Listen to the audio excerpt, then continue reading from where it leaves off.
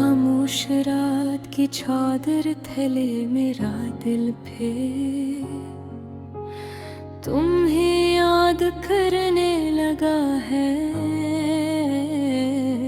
मेघालय आग अजीब सी नेमी है, जैसे आसमान भी मेरे दिल का हाल समझ रहा हो।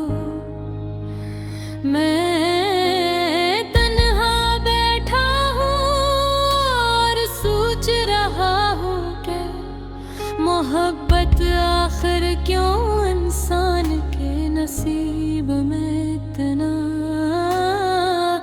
धड़कन ढलती है।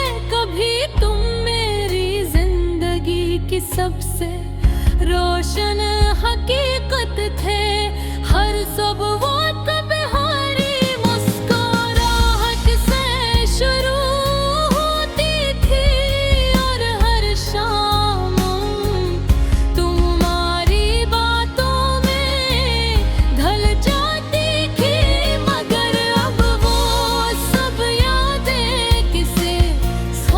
की तरह लगती है, जो आफत खेते ही टूट जाता है।